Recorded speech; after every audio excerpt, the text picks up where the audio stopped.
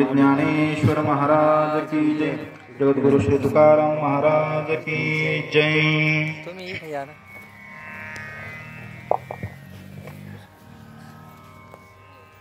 तुम्ही विश्वनाथ दीन रंकमी अनाथ, कृपा कराल ते थोडी पाया पडिलो बराडे। काय उणे तुम्हा पासी मी तो अल्पची संतोषी, कृपा कराल ते थोडी पाया पडिलो बराडी। तुका म्हणे देवा,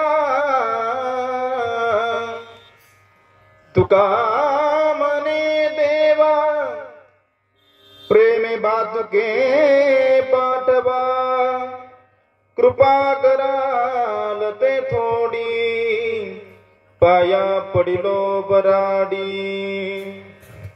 समचरण सरोजम सांद्र नीलांबुदाभम, जगन निहित पाणिं मंडनं मंडनानां, तरुण तुलसीमाला कंदरं कंजनेत्रं, सदैव धवलहासं विठ्ठलं चिन्तयामि।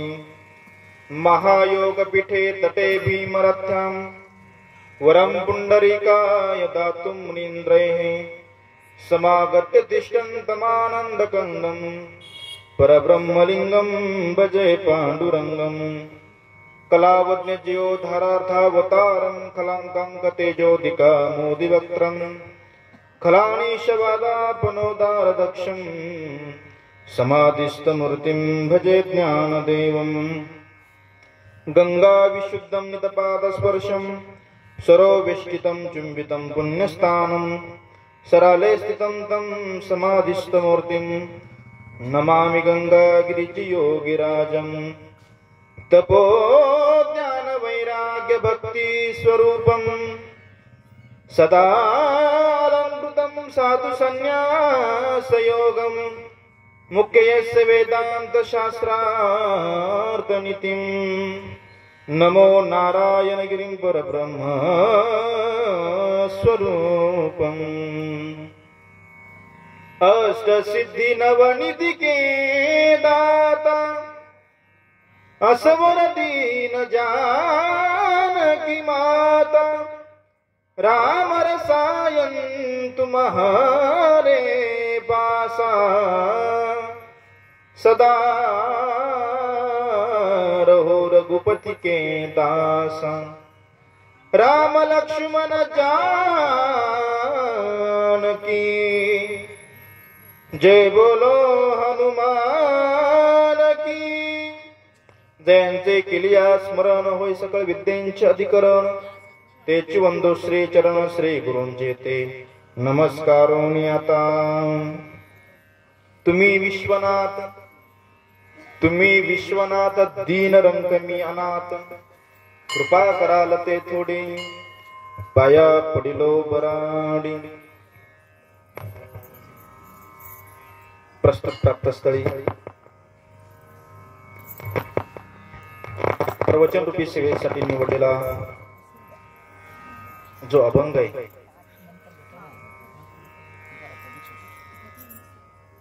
संत श्रेष्ठ वैराग्य शिरोमणी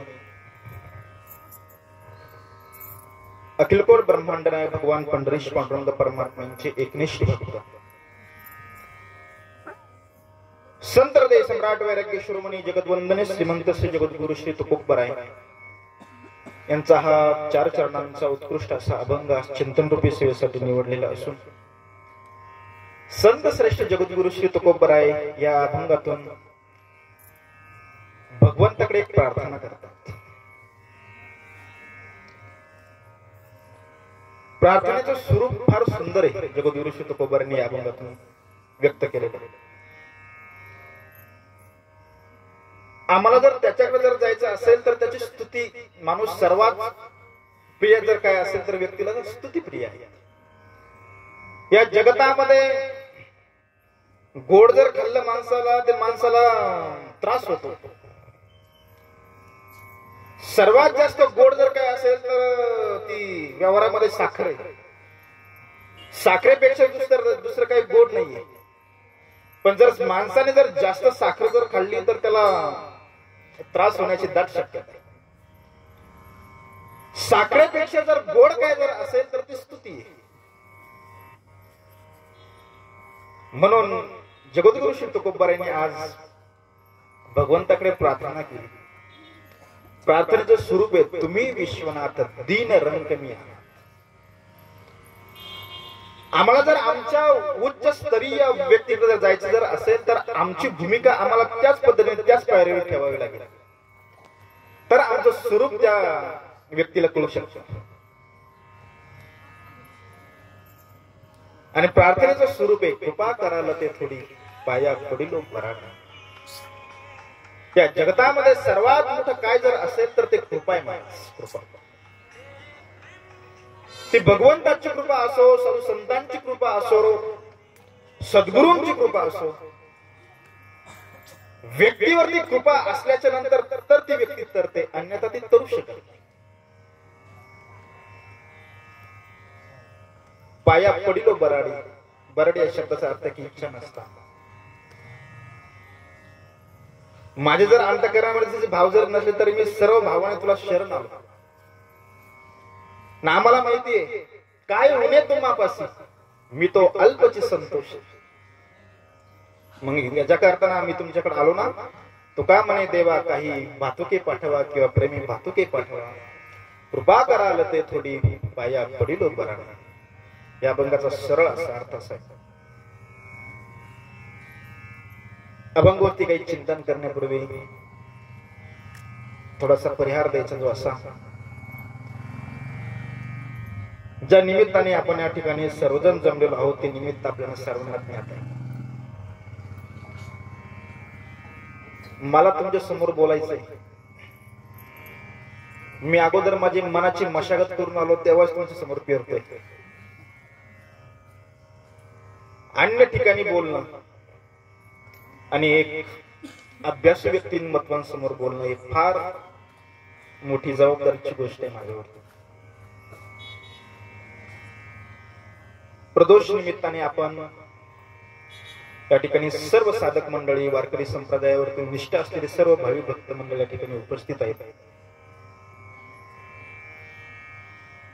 कार्यक्रमाचं स्वरूप गेल्या मला वाटतं 18-20 प्रदोष असे झालेले असतील.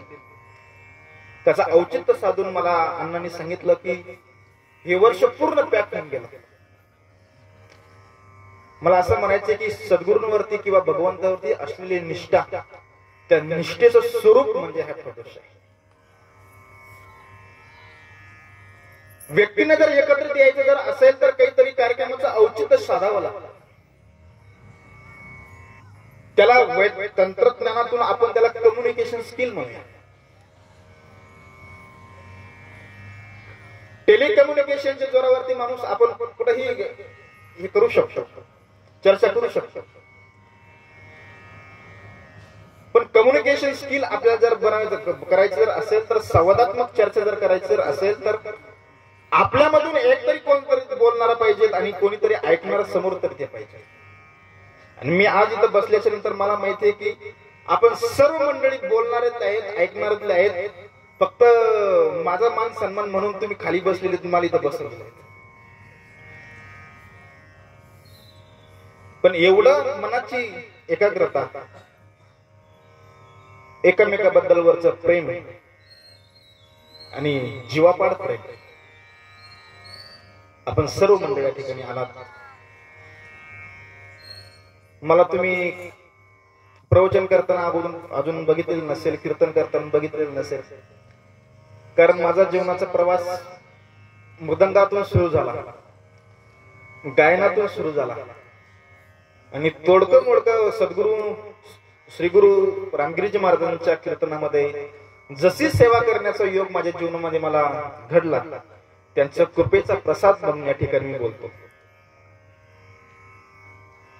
माझ्यावरती नितांत प्रेम करणारे आपण सर्व मंडळी आहात.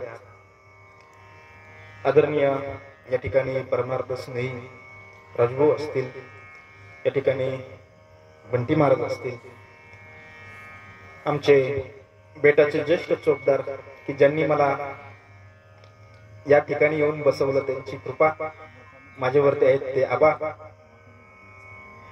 बोटाला धरून त्यांनी मला इथपर्यंत आणलं. आपण सर्व मंडळी माझ्यावरती कृपा कराल त्या पद्धतीने मी बोलण्याचा प्रयत्न केला. ज्ञानोबरांची भाषा आहे. ज्ञानोबराय चिंतन करतात की या ठिकाणी मी जरी बोलत असेल तर मी बोलतोय खरा, पण बोलावणारे तुम्ही. तर जे जे मी बोले ते प्रभू तुमचेच शिकविले, या कारणे अवधारीचे आपुले आपण दे.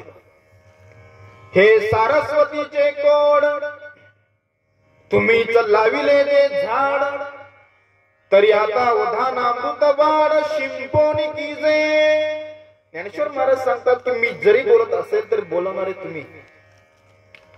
अंतःकरणामध्ये विवेक रूपी रोपड जे तुम्ही लावलेलं आहेत ना, आता मला त्याची काळजी करण्याची काय आवश्यकता नाही. त्याला तुम्हीच पाणी घालायचंय आणि त्याला तुम्हीच मोठा करायचंय. तसं जरी मला इथं येऊन बसलो मी, तरी तुम्ही जे कृपाचे अवधान माझ्यावरती कराल त्या पद्धतीने मी या ठिकाणी बोलण्याचा प्रयत्न करेल. आज प्रदोष आहेत, काल द्वादशी झाली, आज त्रयोदशी म्हणजे प्रदोष. अशी कथा सांगितली जाते. चंद्राला डाग पडला, त्याला त्रास व्हायला लागला. म्हणजे एकादशी म्हटल्याच्या नंतर विष्णूचं स्वरूप आणि प्रदोष म्हटल्याच्या नंतर शिवजीचं स्वरूप. पण ज्या काही आपण कथा कीर्तनाच्या माध्यमातून काही गोष्टीचा उजाळा देतो, काय वस्तुचं वस्तुगत प्रत्यक्ष होण्यापेक्षा वस्तूचं ज्ञानगत प्रत्यक्ष होणे फार महत्वाचं आहे.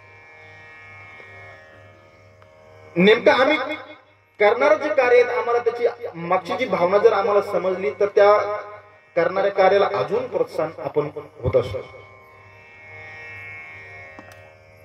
चंद्राला डाग पडल्याच्या नंतर चंद्राला मृत्यू लोकांमध्ये त्रास व्हायला लागला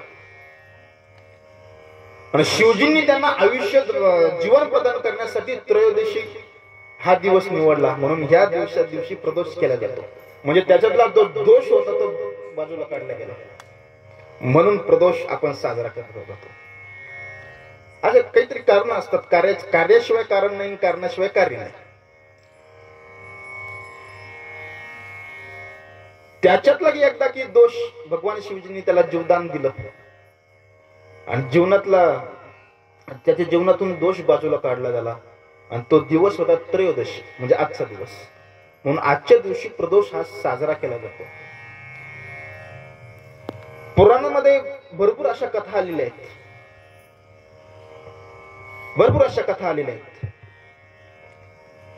पण मी तुम्हाला एक कथा त्याच्यामधली सांगतो. प्रदोष ही कथा श्रवण केल्याच्या नंतर किंवा ते आचरण केल्याच्या नंतर, ते नियमावधी विधी केल्याच्या नंतर, ते नित्य पूजा केल्याच्या नंतर जे फळ आपल्याला प्राप्त होतं, ते फळ प्राप्त झाल्याच्या नंतर त्याच्यातून आम्हाला समाधान प्राप्त होतं, सुख प्राप्त होतं. आम्ही जर त्या नियमांना आपण जर पालन जर केलं तर. पुराणात अशी कथा आहे, एक नगरामध्ये एक ब्राह्मणी राहत होत्या. तिथला एक मुलगा. घर चालायचं म्हटल्याच्या नंतर आधार कोणाचा तरी पाहिजे आणि पत्नीला सर्वात मोठा आधार कोणाचा जर असेल तर तो पतीच राजाचा. स्त्री कितीही सुंदर असू दे देवा, तिचं स्वरूप म्हणजे तिचा पती, तर ती संपूर्णपणे ती शोभून दिसते. व्यावहारिक दृष्टिकोनातून रंग स्वरूप दिसणारे जी व्यक्ती जर असतात तिला नजर लागले जाते असं म्हणतात. कारण हिंदू धर्मामध्ये स्त्री एक धन मानले गेलेले आहे. ऐका निवांत ऐका बरं का, टॉर्च काही लावू नका, काही नाही. स्त्री एक धन मानले गेलेले आहेत आणि राजू भाऊ, धन हे कधीच उघड्यावरती ठेवायचं नसतं. ते झाकून ठेवलं जातं, झाकून ठेवलेलं असतं, म्हणून त्याला कधीही आपण वापरत नाही. आमच्या हिंदू संस्कृतीमध्ये स्त्री एक धन मानले गेलेले आहेत आणि स्त्रीचं सर्वात मोठं भूषण जर काय असेल तर लज्जा. बरोबर आहे की नाही? म्हणून आधार सुटला. ब्राह्मणीन त्या बाईंना तिचा पती नाहीये, पण असं म्हणतात की स्त्रीचा संपूर्ण जरी जीव जर पतीमध्ये जर असला तर मुलबाळ जर झाला तर अर्धा जीव मुलामध्ये जातो. काही कारणास्तव पतिराजा गेल्याच्या नंतर मुलाचं संगोपन करण्यासाठी दररोज भिक्षा मागायची. राजभाऊ तुकोबर यांनी पोट सांगितलं गेलं पण त्याची खोली सांगितली नाही गेली. इति एवढेसे पोट किती केवढा बोभाट तयाचा. तुकोबरायांनी इथं पोटाची मर्यादा सांगितली पण किती खोल आहे ते नाही सांगितलं. त्या पोटामध्ये काय काय बसत हे आज आतापर्यंत तुकोबरांना सुद्धा नाही समजलं. तुकोबरांचा अभंग स्पेशलिस्ट. पोटा सांडिली चवी ते निचा पुढे नाचवी. पोट कशियाने भरे तुका म्हणे झुरझुर मरे. पोट जिकडे जाते सवे पोट तिकडे येते सवे. तुकोबरांची भाषा आहे. पोटाला तर अन्न पाहिजे. मुलगा आणि बाई ती नगरामध्ये फिरते, भिक्षा मागते, पोटाचा जीवनाचा उदरनिर्वाह करण्यासाठी चालते. एक दिवस तो स्नान करण्यासाठी गंगेवरती गेला आणि गंगेवरती स्नान करायला गेल्याच्या नंतर परत येत असताना त्याच्याकडे काही वस्तू होत्या आणि येता येता चोरांनी त्याला अडवलं. अडवल्याच्या नंतर जे संपूर्ण ज्या वस्तू होते, साधन होते, ते पूर्ण चोरून घेऊन गेले. त्याला दुःख झालं. दुःखाच्या अवस्थेमध्ये असल्याच्या नंतर राजाचे सैनिक आले. राजाचे सैनिक आल्याच्या नंतर सैनिकांनी बघितलं आणि बघितल्याच्या नंतर सैनिकांना सुद्धा वाटलं की हा दरोडेखोर दिसतो का. दरोडेखोर म्हणून त्याला कैद केलं आणि राजासमोर उभं केलं. आणि उभं केल्याच्या नंतर राजाने कोणत्याही प्रकारची त्याची मानसिकता बघितली नाही, त्याला विचारलं नाही. आणि विचारलं नाही म्हणून त्याला दरोडेखोर ठरवलं गेलं ना आजीवन कारावास त्याला तुरुंगामध्ये ठेवण्याचा निर्णय घेतला.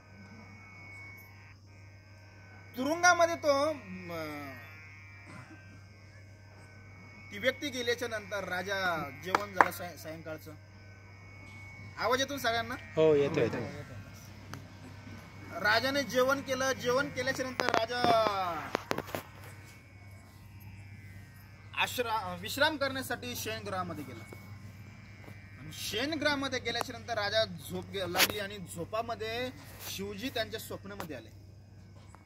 आणि स्वप्नामध्ये आल्याच्या नंतर शिवजींनी सांगितले की जी व्यक्ती तुम्ही त्याला कैद केलेला आहेत, आजीवन कारावासामध्ये त्यांना तुरुंगामध्ये तुम्ही डांबून ठेवलेले आहेत, ती व्यक्ती दरोडेखोर नसून ती सज्जन व्यक्ती.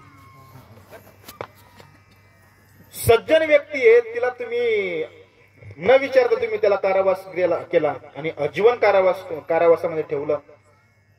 तो निर्दोष व्यक्ती आहे, ती सज्जन व्यक्ती, त्याला तुम्ही सोडून द्या.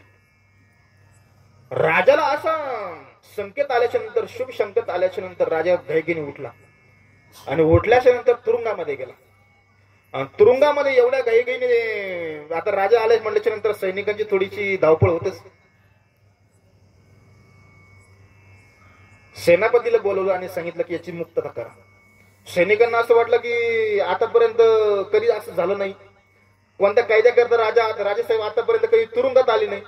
आणि स्वतः राजासाहेब तुरुंगामध्ये आल्याच्या नंतर याची सुटकेची मागणी करतात. बरं याला जास्त दिवस झाले नाही, कालच याला आजीवन कारावास ठरवलं, याची मुक्तता करा, मुक्त केलं. राजाने त्या व्यक्तीला राजगृहामध्ये घेऊन आल्याच्या नंतर बसण्यासाठी विनंती केली. आणि बसल्याच्या नंतर त्याने राजाने सांगितलं की म्हणे माझ्याकडून फार मोठी चूक झाली. जर माझ्या स्वप्नामध्ये मला शिवजींनी मला सांगितलं गेलं नसतं, मला जर संकेत केला जर नसता, तर तुझी काही चूक नसताना तुला आजीवन कारावासामध्ये राहावं लागलं असतं. पण शिवजींनी मला स्वप्नामध्ये येऊन संकेत दिला की हा व्यक्ती निर्दोष आहे, याला मुक्तता करा. आणि माझ्याकडून चूक झाली म्हणे. आता त्या चुकीच्या बदल्यामध्ये माझ्याकडे काहीतरी अपेक्षा माग, मी तुझी इच्छा पूर्ण करतो. आता समोर राजा आहे, मागणारी व्यक्ती निर्दोष आहे, त्या पद्धतीने मागितलं गेलं पाहिजेत की नाही. सज्जन व्यक्ती होती, तिने सांगितलं की मला मुठभर धान्य द्या म्हणे. राजा म्हणे, अरे काय बाबा, समोर देणारा राजा आहे, माझा अपमान करतो काय म्हणे. काय नाही म्हणे महाराज, मी त्याच्यावरती समाधानी आहे. आणि तुम्हाला सांगू का, परिस्थितीपेक्षा मनस्थिती संसारामध्ये फार गरजेची. नाथ महाराजांची उभी आहे. ऐका, दरिद्रतेची लक्षण जवळ असता कोटी धन, पण त्याच्या जर अंतःकरणामध्ये समाधान जर नसेल तर तो परम दारिद्र्य जाणावा. नाथ महाराज बोलतात. कोट्यावधी लोक आहे महाराज, श्रीमंत लोक आहे, पण त्यांच्याजवळ समाधान नाहीये. तर मी याच्यामध्ये समाधानी आहे देवा, मला एवढंच पाहिजे, मला बाकी दुसरं काय पाहिजे. म्हणे राजेसाहेबांनी कुतूहलाने विचारलं, याचं काय करशील म्हणे तू. काही नाही म्हणे महाराज, तुमच्याजवळ मी धान्य घरी घेऊन जाईन, माझी आई त्याची खीर बनवेल, खीर बनवल्याच्या नंतर शिवजींना प्रसाद बनवून चढवेल, आणि आम्ही तो प्रसाद शिवजीने दाखवल्याच्या नंतर तो ग्रहण करू, आणि ग्रहण केल्याच्या नंतर आमची रात्र आरामात जाईल, सुखाने आणि समाधानाने जाईल. राजाला एवढं नवल वाटलं, एवढा आनंद झाला, एवढं समाधान वाटलं की आपल्या राज्यामध्ये असे सुद्धा माणसं राहतात की मुठभर धान्याच्या मोबदल्यात सुखी राहू शकतात ना. राजेसाहेबांनी सैनिकांना आज्ञा केली, भाऊ म्हणे आई साहेबांना घेऊन या म्हणे. यांच्या आई साहेबांना घेऊन आल्याच्या नंतर सैनिकांनी, राजांनी सर्व वृत्तांत आईला सांगितलं, आणि वृत्तांत सांगितल्याच्या नंतर आईचे डोळे पाणवले की माझ्या उदरी काय मुलगा जन्माला आला. माझी एवढी काळजी त्याला, शिवजींवर एवढं प्रेम, एवढी शिवजींवरती भक्ती, भक्तीच्या मोबदल्यात काय मागितलं म्हणे, मुठभर धान्य, आणि त्याने मी संतुष्ट आहे म्हणे. आईचे डोळे पाणवले आणि राजाला समाधान त्या गोष्टीचं वाटलं, आणि एवढ्या मोबदल्यामध्ये राजेसाहेबांनी त्याला सल्लागार म्हणून ठेवून घेतलं. माझं मी तसं दृष्टांत थांबवतो. आता मी सिद्धांत तुम्हाला सांगतो. ज्या व्यक्तीला दररोजच्या जेवणाची जबाबदारी होती की तो 5 घर तरी मागावं लागत होते भिक्षासाठी, शिवजींवरती कृपा, शिवजींची भक्ती, भगवान भोलेनाथावरती अतूट प्रेम, प्रदोष केलेले, आणि शिवजींनी काय फळ देऊन टाकलं बघा. जी व्यक्ती दररोज जेवणासाठी कुतूहल करत होते, दररोज आपल्याला भिक्षा भेटेल की नाही भेटणार, राजेसाहेबांनी त्याचा अंगीकार करून टाकला. आम्ही जे कार्य करतोय, मी मगाशी बोललो काय, आपल्याला वस्तूचं प्रत्यक्ष होण्यापेक्षा वस्तूचं ज्ञानगत प्रत्यक्ष होणं फार महत्वाचं आहे. आम्ही जे कार्य करतोय, इथं आपण 500 मंडळी जमलेलो आहोत, किम निमित्ताने, प्रदोष म्हणून, पण नेमकी याची भूमिका कशी असली पाहिजे हे समजलं गेलं फार महत्वाचं आहे. आमची जशी भक्ती असेल, भगवान भोलेनाथ त्या पद्धतीने आपल्याला फळ देतील, कारण ते भोळ दैवत आहे. भस्मासुराचा दृष्टांत तुम्हाला सर्वांना ज्ञात आहे ना. प्रसन्न करून घेतलं, आणि प्रसन्न करून घेतल्याच्या नंतर वरम पुरे, काय वर पाहिजे मागा म्हणे. देवाला एवढं सुद्धा म्हणजे एवढ्या भक्ताच्या अधीन होतो किंवा एवढ्या भावनेच्या अधीन होतो भक्ती केल्या गेल्याच्या नंतर, की हे कोणत्या भावनेने मागतोय, कोणत्या अपेक्षेने मागतोय, देव त्याचा सुद्धा विचार करत नाही, एवढं बोलत आहे. तो का म्हणे भोळा जिंकू जाणे कळी का. भोळा या शब्दाचा अर्थ होतो की शुद्ध. संसारामधले भोळे नाही, भोळे फार बनेल असतात की अंगात घालायचे नाही. माणसाची वृत्ती. भोळा या शब्दाचा अर्थ होती शुद्ध. भस्मासुराने मागितलं म्हणे, दररोज चिता भस्म लागत होतं, चिता भस्म लागत होतं म्हणून फार टाइम होतो, फार वेळ होतो, म्हणून तू ज्याच्या डोक्यावर हात ठेवशील त्याचा भस्म होईल म्हणे, जा चिता भस्म. आता दररोज पाठीला उठणारे कोण, वारकरी मंडळी ना. तो ज्याच्या डोक्यावरती हात ठेवत होता तो भस्मत होता, त्याला तो लवकर उठायची त्याला काळजी त्याने सोडून दिली. काय नाही म्हणे, दररोज आपल्याला उठण्याची काही आवश्यकता नाही. आपल्याला जिथं माणसं जातात त्याला काय म्हणतात, स्मशानभूमीमध्ये जाण्याची काही आवश्यकता नाही. चिताभस्म सापडण्यासाठी त्याला पुढे जावं लागत होतं स्मशानभूमीमध्ये. खुशाल मस्त ITR मध्ये उठायचा आणि समोर जी व्यक्ती दिसली त्याच्या डोक्यावरती हात ठेवायचा. म्हणजे एवढं भोळं दैवत आहे देवा. माझा पुढचा विस्तार मी करणार नाही आता. आम्ही जशी सेवा करू देवा, आम्ही जशी भक्ती करू, भगवान परमात्मा त्या पद्धतीने फळ तुम्हाला आम्हाला देत असतो. म्हणून त्याच पद्धतीने मी आज अभंग सेवेसाठी निवडलेला आहे. बापरे, टाइम कधी कसं जातो काही कळत नाही. तुकोबाराय भगवंताकडे प्रार्थना करतात. तुकोबारायांची एक भूमिका जर बघितली, विठ्ठलाचे परम भक्त, प्रतिवर्ती जैसा प्रतार प्रमाण आम्हा नारायण तैसा. तुकोबारायांनी फार सुंदर उदाहरण दिलं.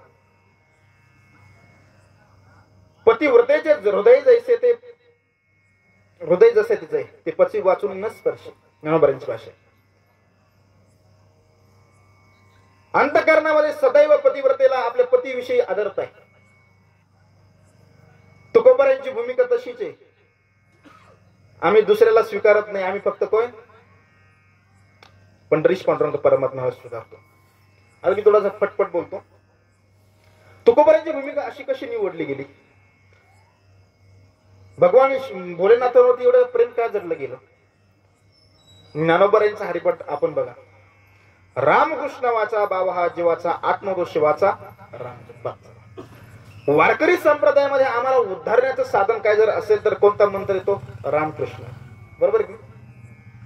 उघडा मंत्र जाणा रामकृष्ण. जे शिवजी भगवान विष्णूंचं किंवा या मंत्राचं नामस्मरण करत होते आणि तेच तुकोबार आहे त्या मंत्राचं नामस्मरण करतात ना. बर, याच्या उलट तुम्हाला सांगतो. नारद महर्षींनी, महर्षी वाल्मिकींनी 1 कोटी श्लोक तयार केले बर का. आणि 1 कोटी श्लोक तयार केल्याच्या नंतर राजू गंमत अशी झाली, दानवामध्ये मानवामध्ये आणि अजून कोणामध्ये भांडणं लागले? देव, दानव आणि मानव तिघांमध्ये भांडणं लागले. देव म्हणतात हे श्लोक आमचे, दानव म्हणायचे हे श्लोक आमचे, आणि मानव म्हणायचे हे श्लोक कोणाचे? आमचे. वाद तर मिटेना नाही, दररोज वाढतोय. मग कोणीतरी आता याला वाद मिटावला गेला पाहिजे. हे भगवान विष्णूंकडे गेले म्हणजे हे प्रकरण आपल्याकडून मिटणार नाही. ब्रह्मदेवाकडे गेले म्हणजे हे वाद आपल्याकडून मिटणार नाही. मग आता वाद मिटवणारे कोण राहिले? फक्त भोलेनाथ. भगवान भोलेनाथांकडे हे गेले 3 जण बर का. 3 जण गेल्याच्या नंतर भगवान शिवजींना सांगितलं की अशा असे आमचे वाद झाले आणि हे मुद्दा तुम्हाला सॉल्व्ह करावा लागेल, मिटवावा लागेल. भोलेनाथांनी सांगितलं मी तुमचा वाद मिटवतो खरा, पण तुम्ही माझा ऐकलं तर. अगोदर शब्दामध्ये बांधून घेतलं आणि शहाणी माणसं अगोदर शब्दामध्ये बांधून घेतलं. शिवजींनी सांगितलं मी तुमचा वाद मिटवतो खरा, पण तुम्ही माझा ऐकाल तर वाद मिटवतो. तुम्ही ऐकाल ना आता माझं? 1 कोटी श्लोक आहे आता भाऊ. 1 कोटी श्लोक जर देवांना जर दिले तर मानवांना आणि दानवांना रागी. 1 कोटी श्लोक जर दानवांना जर दिले तर मानवांना आणि देवांना रागी. 1 कोटी श्लोक जर दानवांना जर दिले तर राग देवांना आणि मानवांनाही. वाद मिटवायचा जर असेल तर सगळ्यांना सारखं धरावं लागतं. बरोबर आहे की नाही? तर पक्षाची फुटफुट होते.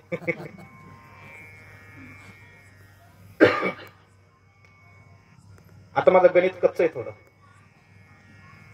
मला थोडीशी गणितामध्ये तुम्ही हे करा.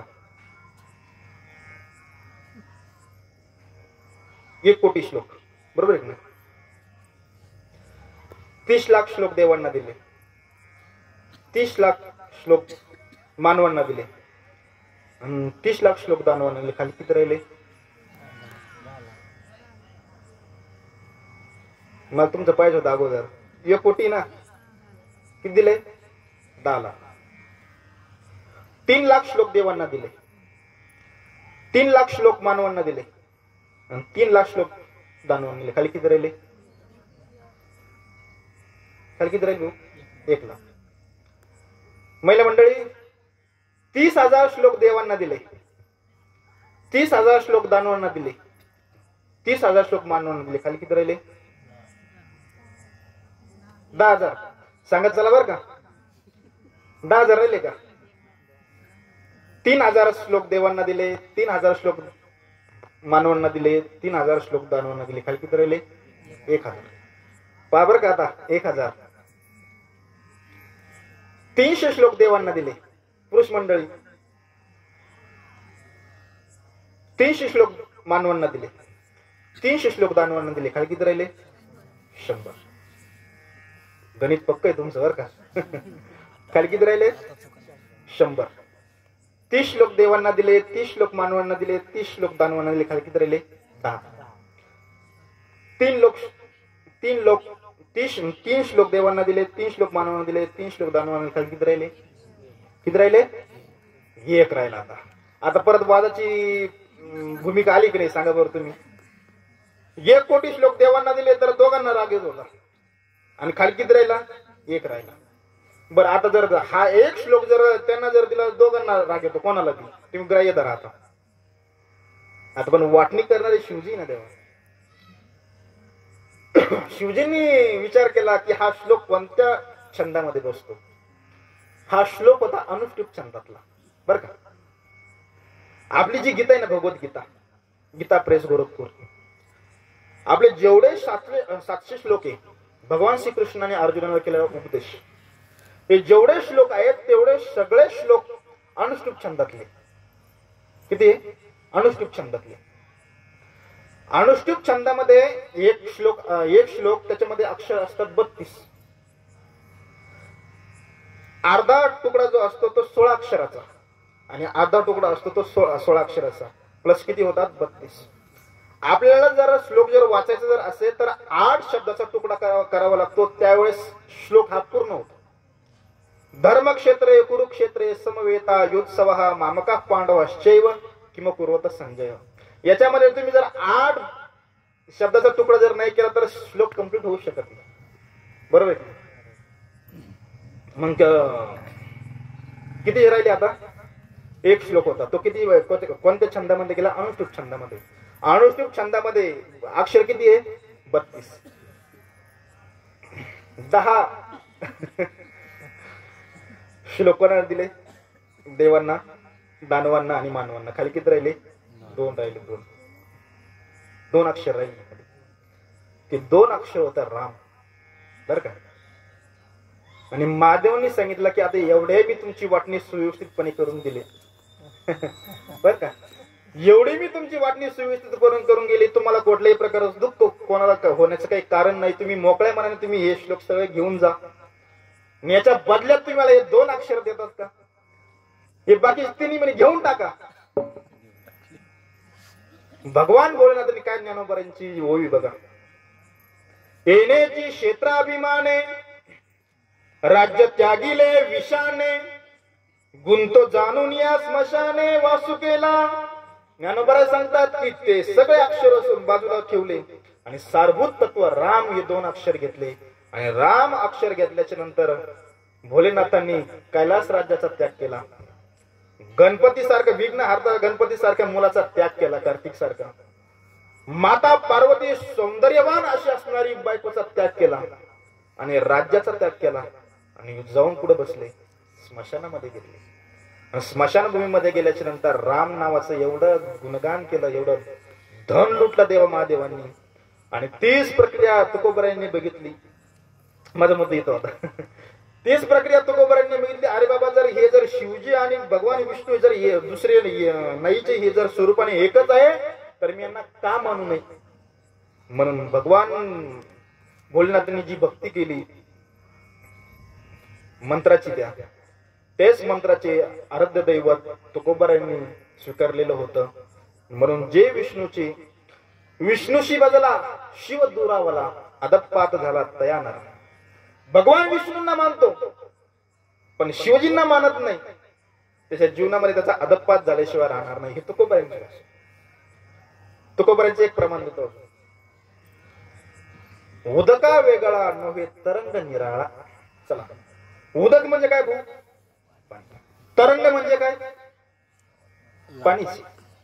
पण लाटाचं स्वरूप बघून आपल्या नजरेला जे भासत त्याला काय म्हणतात? तरंग. मग मला सांगा आता, उदक म्हणजे पाणीचे आणि तरंग म्हणजे काय? पाणीचे. मग जरी स्वरूपाने जर वेगळं वेगळं देहा दृष्टिकोनातून जर दुसरं दुसरं असेल, पण स्वरूप मात्र ते काय? एकच आहे. आरिसा मुख जैसे बिंबलिया नाम दिसे देही वसने तैसे आत्मतत्व. ज्ञानोबारांचे चिंतन करतो. अरे ज्याप्रमाणे एखादी व्यक्ती सकाळी स्नान केल्याच्या नंतर आपण ज्या वेळेस मेकअप करतो, मेकअप केल्याच्या नंतर आरशामध्ये बघतो आणि आरशामध्ये बघितल्याच्या नंतर आपलं जसं स्वरूप आरशामध्ये जसं आरशामधलं स्वरूप दिसतं तसं आपण असतोच ना. जरी वेगळं जरी ते दिसत जरी असलं तरी ते काय असतं? एक असतं. म्हणून शिव भगवान विष्णू कोण आहेत? एक आहेत. माझा मुद्दा इथं संपला.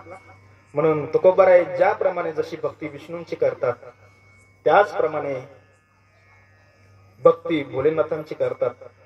ज्याप्रमाणे मागणी भगवान विष्णूंकडे करतात, पांडुरंग परमात्म्याकडे करतात, तीच प्रार्थना भगवान भोलेनाथांकडे करतात. काय आहे? मागणी हा व्यावहारिक दृष्टिकोन दोष आहे बर का. मला थोडस आता लय जड जातं बोलायला बर का. बरं, मागणी हा दोष आहे.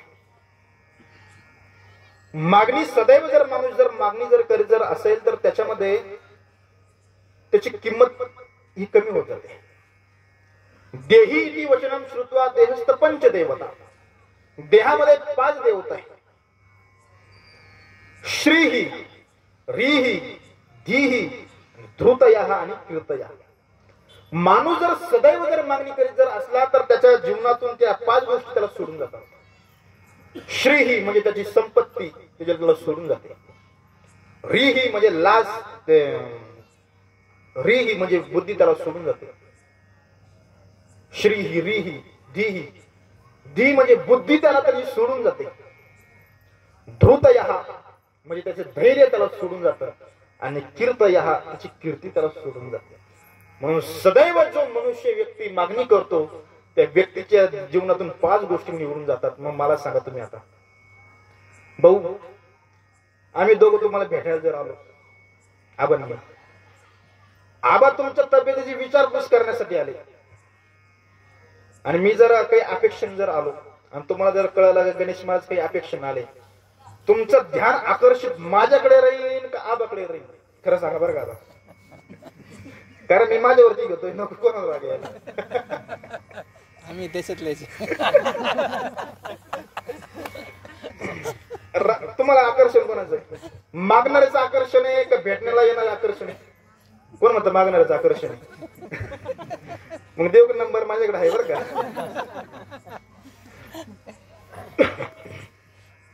त्याची संपत्ती त्याला सोडून जाते बरं का. त्याची बुद्धी त्याला सोडून जाते. त्याची लाज त्याला सोडून जाते. आणि या जगातामध्ये एकच सुखी, निर्लज्जम सदा. लाज त्याला सोडून जाते. त्याचं धैर्य त्याला सोडून जातं. माणूस सगळ्या गोष्टीने त्याच्या जीवनामध्ये असल्या किंवा नसल्या काही अडचण नाही, पण माणसाचं धैर्य कधी खचून देऊ नये. धैर्य त्या माणसाने कधीच त्याचं खचून देऊ नये.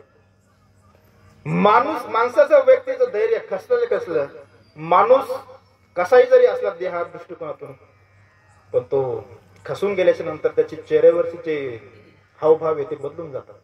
म्हणून त्याचं धैर्य त्याला सोडून जातं आणि त्याची कीर्ती त्याला सोडून जाते. ऐका, सुरेगाव मध्ये परत आपला जन्म नाहीये. आपण किती दिवस जगणार हे आम्हाला माहित नाहीये, पण कमीत कमी आपण मेल्याच्या नंतर गेल्याच्या नंतर कमीत कमी आपले 50 वर्ष तरी आम्ही मागे शिल्लक राहिले पाहिजे. कीर्ती स्वरूप. आणि 10व्या अध्यायामध्ये भगवान परमात्म्याची कीर्ती एक स्वरूप आहे. व्यक्ती देह दृष्टिकोनातून जर निघून जर गेले, म्हणून आमचे संत महापुरुष देह दृष्टीकोन तर देह जर त्यांनी जर ठेवला तर कीर्ती स्वरूपांती इतर राहील. भगवान श्री ज्ञानोबारायांना 700 वर्ष पूर्ण झाले. देह स्वरूप त्यांनी जर ठेवलं असेल तर या उपाधी माझी गुप्त चैतन्य असे सर्वगत ते तत्वज्ञ संत स्वीकारे. वारीमध्ये जर गेलो, वारीमध्ये हौशे गौशे नवशे सगळे जातात, त्याचे भक्तही जातात, चोरी करणारे जातात, पण ज्ञानोबाराय सर्वांना स्वीकारतात नाही. या उपाधी माझी गुप्त चैतन्य असे सर्वगत. म्हणून अजून एक बोलतो, प्रपंचाच्या व्यापातून, प्रपंचाच्या दुःखातून कितीही जरी माणूस दुःखी जरी असला तर आत्महत्या करण्याचा प्रयत्न कधीच मनामध्ये आणायचा नाही. आपलं जायचं दुःख माऊलींच्या ज्ञानोबारायांच्या चरणावरती जायचं, समाधीवरती जायचं. आळंदी आमच्यापासून फार दूर आहे, काय अडचण नाही. योगीराज सद्गुरू श्री गंगागिरीजी महाराजांच्या समाधीवरती जायचं. ब्रह्मलीन स्वानंद सुख निवासी सद्गुरू श्री नारायणगिरीजी महाराजांच्या समाधीवरती जायचं, आपलं दुःख सांगायचं. आणि दुःख सांगितल्याच्या नंतर जर त्यांनी जर आपलं जर दुःख जर नाही हलकं जर केलं तर मग माझं नाव बदलून ठेव. देवा हा माझा स्वतःचा अनुभव आहे. माझं जीवन मी कसं इथपर्यंत आणलं हे सद्गुरू नारायणगिरीजी महाराजांना माहिती, सद्गुरू गंगागिरीजी महाराजांना माहिती, ते माझ्या मला. पण माझं स्वतःचं धैर्य कधी खचू दिलं नाही, त्यांच्यावरती असणारा विश्वास कधी खचू दिला नाही. आपण सर्वांनी बघितलं असेल, गुरुवर्य सद्गुरू श्री गुरुवर्य रामगिरीजी महाराजांची कीर्तन जर आपल्या परिसरामध्ये जर असतील तर कोणत्या ना कोणत्या सेवेच्या स्वरूपाने मी तिथं आवर्जून येतो. आणि आतापर्यंत श्री गुरु महाराजांच्या कधीच मी दृष्टीच्या आड राहिलो नाही, सदैव महाराजांच्या दृष्टीच्या टप्प्यात मी राहिलो.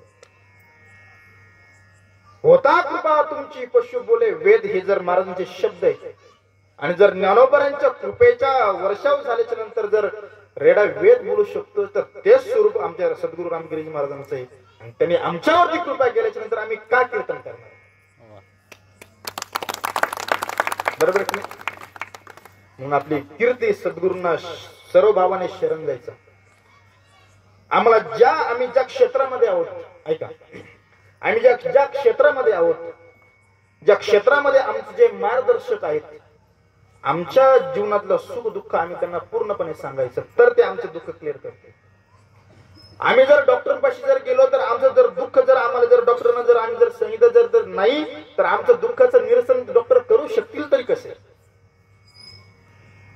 ज्या त्या क्षेत्रातले जे ते व्यक्ती निपुण असतात, सर्व दृष्टिकोन सामान्य जरी व्यक्ती जर दिसत असेल तर सामान्य त्यांना म्हणायचं नाही, ते निपुण आहे त्या क्षेत्रातले. म्हणून कीर्ती आपल्याला सोडून जाईल. मी इथं बोलत होतो, आपल्या कीर्ती आपल्याला सोडून गेली नाही गेली पाहिजे. कबीरा जब हम पैदा हुए हम रोए जग हसे, ऐसी करनी कर चलो हम हसे जग रोए. चदरिया झीली रे झिली झिली, राम रस पीली रे.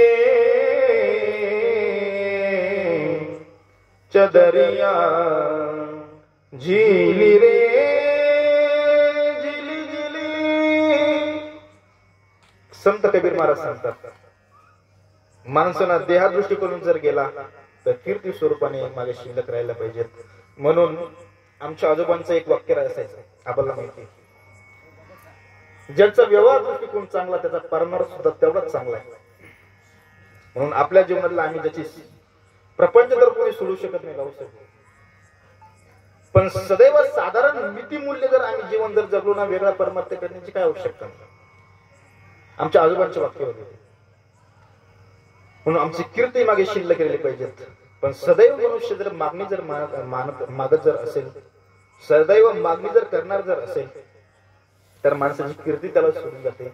त्याची अपकीर्ती सुरू होते. म्हणून माणूस समोरून जर आला तर माणसं गल्ली बंधून निघून जातात. म्हणून त्याची आपलं धैर्य आपण कसू द्यायचं नाही, आपली कीर्ती आपण कसू द्यायची. संसारातली मागणी ही क्षुल्लक असते, पण परमार्थातली मागणी ही उद्धारासाठी असते. संत श्रेष्ठ जगद्गुरु श्री तुकोबांनी जर भगवंताकडे प्रार्थना केली जर नसती तर आम्हाला शिवजनचं काय स्वरूप कळालं असतं सांगा. कर्पूर गौरम करुणावतारम संसार सारम भुजगेंद्रहारम सदा वसंतम हृदयारविंदे भोम भोमी सैतम नमामि. हे जर श्लोक जर पुराणामध्ये जर निर्माण केले जर नसतं संत महात्म्यांनी तर आम्हाला त्याचं स्वरूप काय कळालं असतं.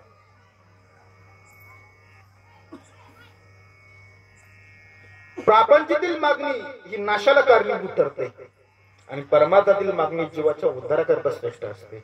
म्हणून जगद्गुरु श्री तुकोबा यांनी जी प्रार्थना केली म्हणून व्यावहारिक दृष्टिकोनातून असते ती मागणी आणि परमार्थिक दृष्टिकोनातून असते ती प्रार्थना.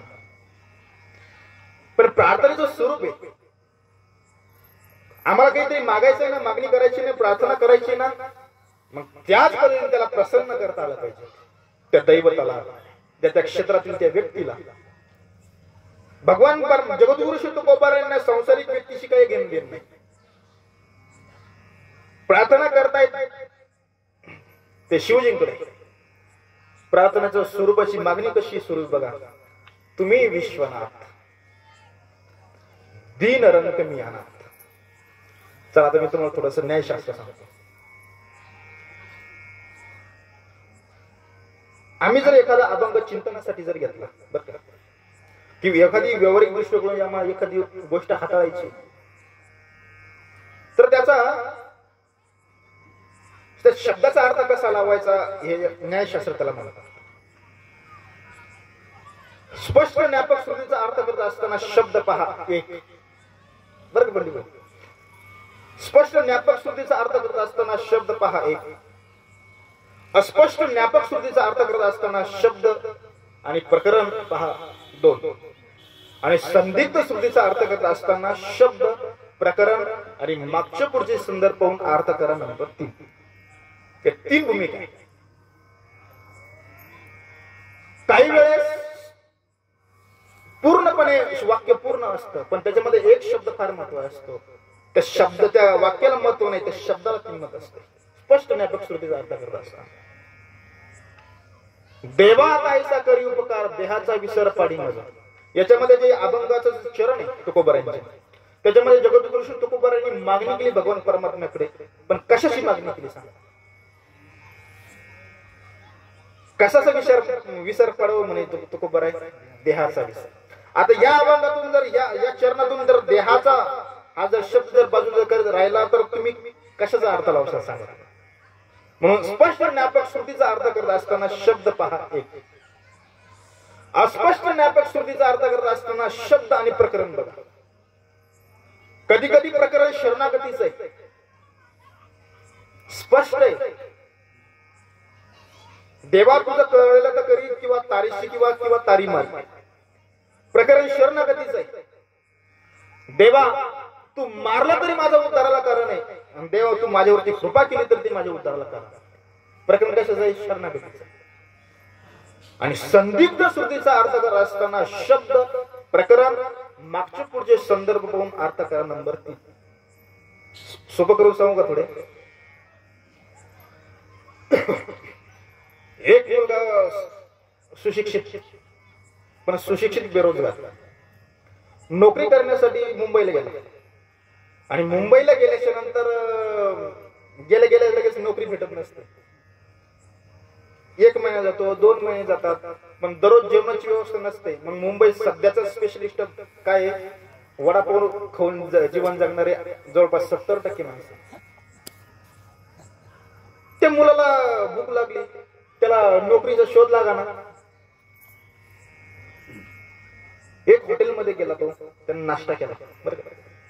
आणि नाश्ता केल्याच्या नंतर नाश्ता झाला, हातबीत धुतले आणि त्याने ते तिथं जेवणासाठी दिलेले जे नाश्त्यासाठी दिलेले 2 चमचे होते त्याने 2 चमचे घेतले आणि खिशात टाकले. आता त्याचं दुर्दैव असं की ते चमचे खिशात घालता घालता ते मॅनेजरने घेतले बरं का. मॅनेजरने बघितल्याच्या नंतर तो बिल देण्यासाठी तिथं आला आणि आल्याच्या नंतर बिल मॅनेजरने घेऊन घेतलं. पण याची जी वाद जर केला त्याने बिल नाही दिलं. मग बिल घेतलं आणि त्याने सांगितलं की म्हणे भाऊ सुटपुटातलं दिसतोय, शिकलेला सवरलेला दिसतोय, काहीतरी काम करावं, काहीतरी धंदा करावा, काहीतरी नोकरी करावी, काहीतरी उद्योग करावा. चोऱ्या करता म्हणे खुशाल काही लाज वाटते की नाही म्हणे. म्हणे काय चोरी केली तुमचं? म्हणे काय नाही, 2 चमचे तू आमच्या हॉटेलमध्ये घेतले ना, चोरी केली म्हणे. मला मुद्दा आहे का बरं ध्यान देऊन. म्हणे काय चमणी महाराज काय तुमची चोरी केली म्हणे. हे काय म्हणे तुझ्या खिशात 2 चमचे बाहेर काढले मॅनेजरने. मॅनेजर त्याला बोलायला लागला आणि बोलायला लागल्याच्या नंतर तो मुलगा म्हणाला की मॅनेजर साहेब मला बोलण्याचं काही कारण नाही, मला बोलायचं तुमचा काही अधिकार नाही. म्हणे काय बाबा काय बोलण्याचं काय काय काय अधिकार नाही, काय कारण नाही तुला नको बोलू म्हणून. म्हणे काही नाही म्हणे. त्याने खिशातून एक चिठ्ठी काढली त्याच्यावरती दिली आणि त्या चिठ्ठीवरती लिहिलेलं होतं की जेवणानंतर 2 चमचे घेणे. कळलं का प्रसाद घेऊन जा.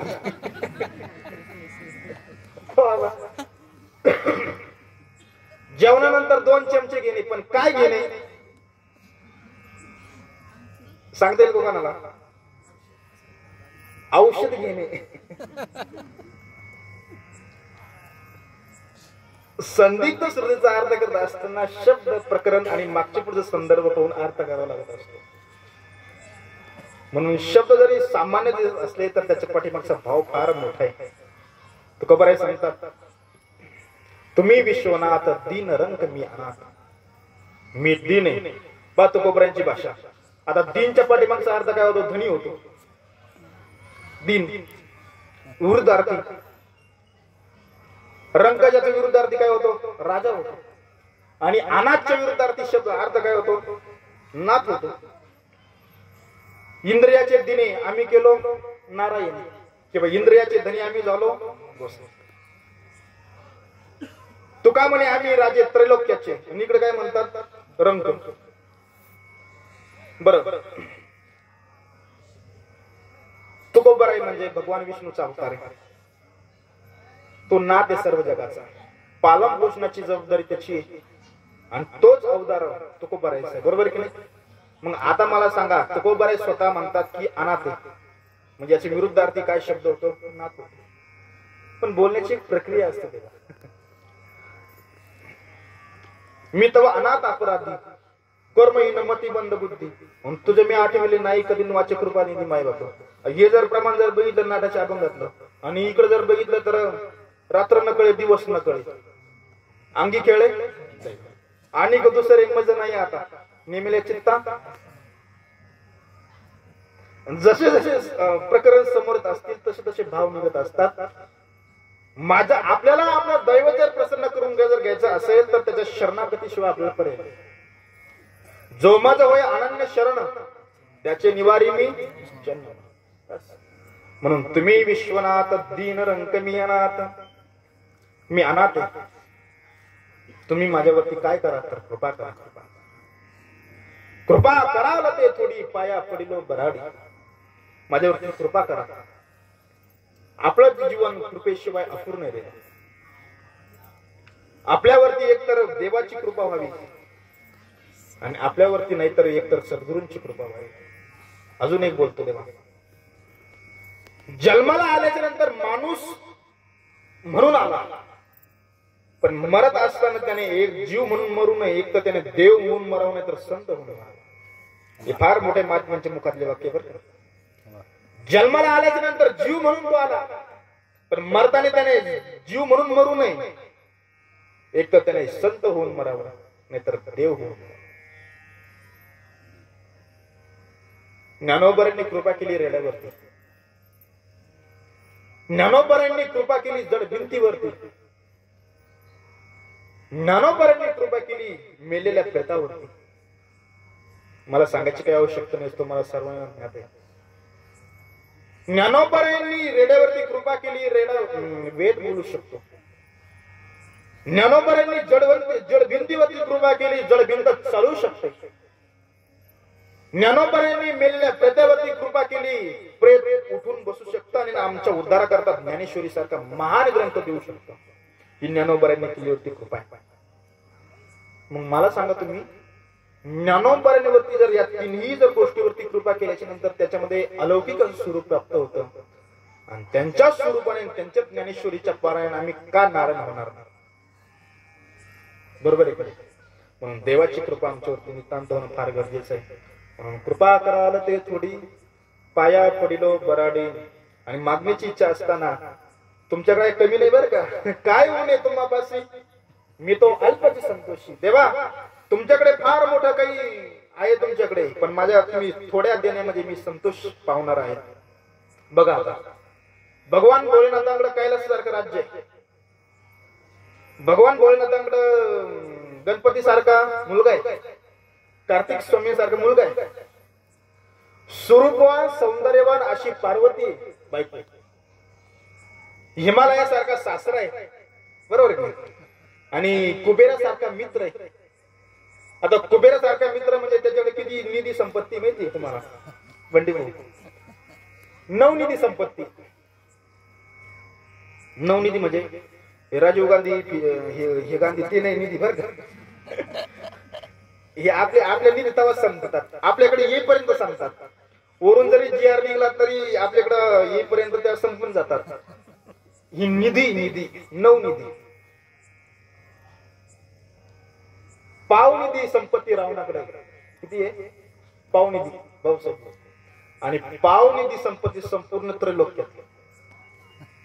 जेवढे विश्ववरती जेवढे देश असतील तेवढी संपत्ती किती आहे? अंबानी पिंबानी काही नाही बरं का. तेवढी निधी अजून बी 8.5 निधी संपत्ती कोणाकडे? कुबेराकडे. मला सांगा, कुबेरासारखा मित्र आहे, हिमालयासारखा सासरा आहे, पार्वती मातेसारखी सौंदर्यवान आणि स्वरूपवान पत्नी, कार्तिक सारखा आणि गणपती सारखा पुत्र आहे, कैलासासारखं राज्य आहे. मला सांगा राजा आहे की नाही? काय होणे तुम्हापाशी? अरे देवा तुमच्यापाशी काहीच होणं नाही देण्यासाठी. मी तो अल्पची संतोषी, मी थोड्या तुमच्या देण्याने मी मला संतोष आहे, मला काही इच्छा नाही, मला समाधान होईल. म्हणून काय होणे तुम्हापाशी, मी तो अल्पची संतोषी. आणि याच्यानंतर तो कुबाऱ्या सांगतात, तू का म्हणे काही,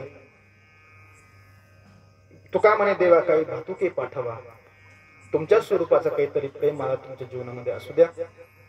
अशी इच्छा भगवंताकडे भोलेनाथांकडे मागणी केलेली आहे तुकोबारायांनी. आपण अशी मागणी भगवंताकडे करूया बरं का. सर्वांच्या वतीनं आमच्यावरती कृपेचा वर्षाव करा भोलेनाथ. अनादि दैवते भोलेनाथ. काही आहे मर्त्य देव, काही देव आहे अधिष्ठातृ देव, काही देव आहे नैमित्तिक देव आणि काही देव आहे नित्य देव. पाहुणे 9 वाजले, सर्व द्यायचं थांबायचं. मला मूळ आवडत नाही, पण मी विषय असल्यानंतर बरं एवढा मुद्दा क्लिअर करतो आणि थांबतो. काही देव आहेत मर्त्य देव, इंद्रदेव आहेत, ब्रह्मदेव आहेत, ते मर्त्य देव आहेत. मग दयाची पुण्याची पावटी सरे, इंद्रपणाची उटी उतरे, येऊ लागा ते माघारे मृत्यू लोक. तुका म्हणे जागती पुण्यक्षय अधोगती. त्यांचं पुण्य संपला की स्वर्गातून परत त्यांना खाली यावं लागलं. बरोबर आहे? ते मर्त्य देव. काही अधिष्ठातृ देव, काही काळापुरते केलेले देव. लग्न आहे, लग्न नवरदेवाचं. आणि गणपतीची मूर्ती जर नसली तर काय आपण देतो? तुमचे नाही झाले का? सुपारी. काही काळापुरते देव, काही एखाद्याला व्हायचं असतं, काही माता भगिनींना घरच्यांनी सांगितलं असतं की याला व्हावं लागतं. काय ते 2 महिन्याचं बाळ तिच्या हातामध्ये, तिच्या जवळ तिच्या मागून एक लहान मुलगी, ती चालता पायावर ठुकरते म्हणे, पण ते हा घेऊन देव. म्हणजे काही काळापुरते केलेले देव, त्याला अधिष्ठातृ देव म्हणतात. तिसरा आहे नैमित्तिक देव. नैमित्तिक देवामध्ये येतात ते आमचे देव आई वडील. आमचे आई वडील हे आमच्या करतात देव.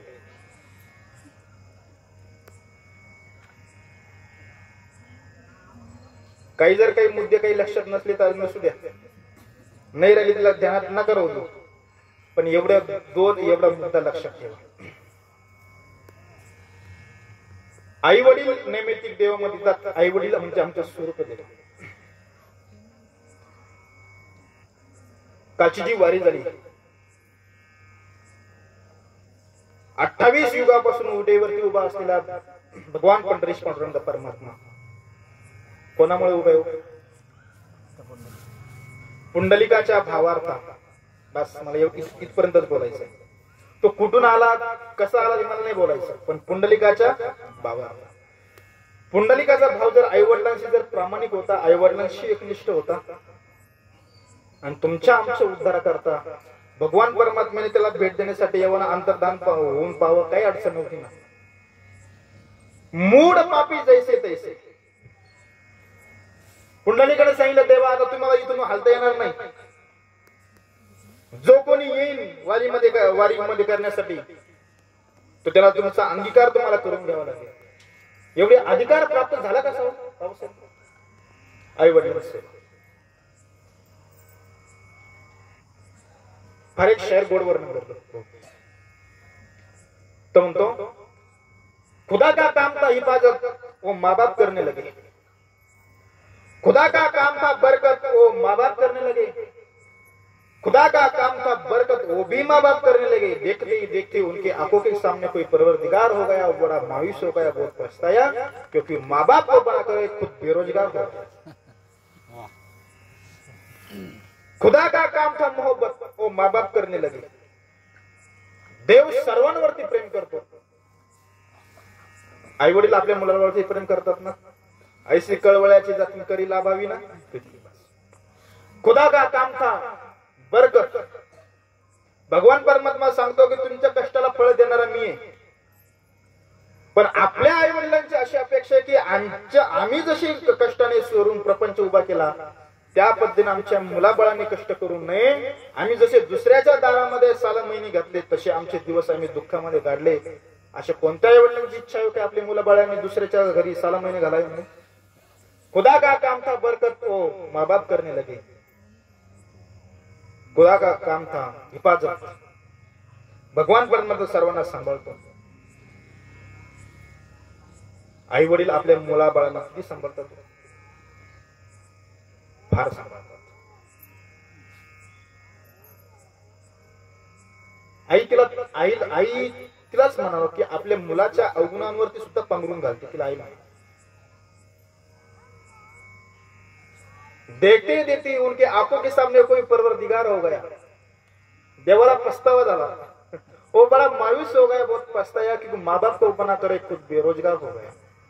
त्याला काम राहिलं नाही राजू. त्याचं म्हणणं असं तो मोकळा झाला म्हणे.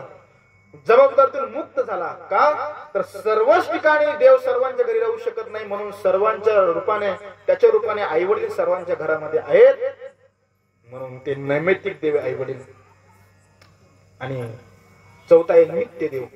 नित्य देवामध्ये येतात मग हे सूर्यनारायण झाले, जगदंबा माता झाल्या, गणपती बाप्पा झाले, सूर्यनारायण झाले, भगवान विष्णू झाले आणि सर्वात शेवटी जे दैवत येते भगवान भोलेनाथ. सर्वांच्या आई वडिलांचे विचार करता येईल. सूर्यनारायण सोडले तर बाकीचे, पण भोलेनाथांच्या आई वडिलांचे विचार करता येईल का नाही? भगवान रामचंद्र प्रभूंच्या आई वडिलांचं नाव सांगते. राजा दशरथ आणि कौशल्य. कृष्णाच्या आई वडिलांचं नाव सांगते देवकी आणि वसुदेव. भोलेनाथांच्या आई वडिलांचं नाव सांगा बरं, कोणाला सांगता येईल का? मी किती टाइम शोधण्याचा प्रयत्न करते, मला साधन अनादी दैवत आहे. म्हणून तुकोबरायांच्या भाषणाप्रमाणे आपण सर्वांना प्रार्थना करू. सर्वांना प्रार्थना करू, हे परमात्मा की आम्हाला आरोग्य देत असताना चांगलं दे. आयुष्य कमी दे पण आरोग्य चांगलं दे. तुझी सेवा आमच्याकडून नित्य घडू. जसा हा सोहळा जसा आपण सुरुवात केला तसा जोपर्यंत चंद्र आणि सूर्य आहेत तोपर्यंत असाच दरवळत राहावा. ज्ञानोबरांची भाषेत एकच शब्दात बोलतो, त्याच वेलू गेला मोगरा फुलला, मोगरा फुलला, फुले विचिताशी बहरू कळीयाशी आला. जरी बहर गळाल्याच्या नंतर परत बर येतो का नाही, तसा आमची पिढी जरी संपुष्टात आली तरी मागचे संपूर्ण जे आमची मुलं बाळ असतील त्याच पद्धतीने त्यांच्यामध्ये संसार करून हा सोहळा तसंच आपण सदैव सुरू राहावा. मला अण्णांनी असं सांगितलं, पांडुरंगाच्या निवासस्थानी आम्ही गेलो होतो, पांडुरंगाचं दर्शन घेतलं, फार प्रसन्न वाटलं. आणि तिथे गेल्याच्या नंतर अण्णांनी सांगितलं की 1 वर्षाच्या पंक्ती परत बुकिंग पूर्ण झालं. म्हणून आपल्याकरता सर्वांनी परत एकदा आपल्याच करता टाळी वाजत सर्वांनी आपल्या आनंदाकरता. आज जर ही पंगत जर झाली तर परत 1 वर्ष मी परत याच दिवशी आपली पंगत येणार. आबा याच्यापेक्षा दुसरा काय आनंद असला पाहिजे. म्हणून आपल्याला आयुष्य देव भगवान परमात्मा, आपल्याला संपत्ती देव, आणि संपत्ती दिल्याच्या नंतर ती अशा धार्मिक कार्यामध्ये तिचा विनियोग व्हावा ही प्रभूंकडे प्रार्थना करतो. आपल्याला सुख आणि समृद्धी देव, आपल्या आयुष्याचं कल्याण हो, आपल्या सद्गुरूंवरती आपली निष्ठा असावी, आपल्या कल्याण करून आपण घ्यावं. योगीराज सद्गुरू श्री गंगागिरीजी महाराज, स्वानंद सुखनिवासी ब्रह्मलीन सद्गुरू श्री नारायणगिरीजी महाराज, बेटाची 30 भव्य दिव्य परंपरा चालवणारे श्री गुरु महंत सद्गुरू श्री रामगिरीजी महाराज, राष्ट्र संत मौनगिरीजी महाराज, संत श्रेष्ठ जनार्दन स्वामी महाराज यांनी अविरतपणाने हे कार्य चालू केलेलं आहे. असंच कार्य आपल्या हातातून घडो ही सदिच्छा अपेक्षा व्यक्त करतो आणि या ठिकाणी सेवेला पूर्ण विराम देतो. विठ्ठल विठ्ठल विठ्ठल विठ्ठल. कुंडलिक वरद विठ्ठल श्री ज्ञानदेव तुकाराम पंढरीनाथ भगवान की जय. अमृतेश्वराय भगवान की जय. सद्गुरु गंगा गिरिजी महाराज की जय. सद्गुरु नारायण गिरिजी महाराज की जय. सब संतन की जय. बोला. हॅलो. धन्यवाद महाराज. हरिभक्तपरायण आपले सर्वांचे ज्येष्ठ गुरुबंधू गणेशजी महाराज तुपे पानव. आता काही बोललं तर कमीपणा येईल महाराज, कारण आपण ऐकतोय गेली 1 तासभर. अत्यंत प्रेमळ भाषा आहे, अंतःकरणाला स्पर्श करते महाराज. सद्गुरूंची कृपा आहे ही, आणि आपल्या सगळ्यांवर सारखीच आहे. फक्त महाराज म्हणले तसं कोणीतरी एक जण बोलणारा लागतो, कोणीतरी एक जण ऐकणारा लागतो. म्हणून आपलं आज भाग्य का आपण त्यांचं ऐकायला आहे. त्यांचं असेल नसेल मला माहित नाही, पण आपण भाग्यवान आहे का त्यांच्या पवित्र वाणीमधून भगवंताचं वर्णन, संतांचं वर्णन ऐकायला भेटलं. म्हणून त्यांना धन्यवाद. नेहमीच आपल्या गावावर त्यांचं प्रेम आहे, नेहमीच कार्यक्रम होतात. म्हणून अशीच कृपा यापुढेही असू द्या, कारण जेव्हा गरज लागली तुम्ही तर हजरच आहे. म्हणून खूप खूप सगळ्या गावाच्या वतीने, अमृतेश्वर भगवान ग्रुपच्या वतीने महाराजांचं धन्यवाद. महाराजांच्या सोबत आपले चोपदार आलेले आहेत, त्यांचं पण स्वागत आणि धन्यवाद. आजच्या पंगतीचे यजमाने श्री अनिल भाऊ वैद्य, त्यांनाही खूप खूप धन्यवाद. अशीच सद्बुद्धी भगवान भोले बाबा बाबाजी त्यांना देव, अशी आपण भगवान परमात्म्याकडे विनंती करू. धन्यवाद. हा आरती होईल याच्यानंतर, आणि त्याच्यानंतर महाप्रसाद होईल. सर्वांनी त्याचा लाभ घ्यावा अशी विनंती.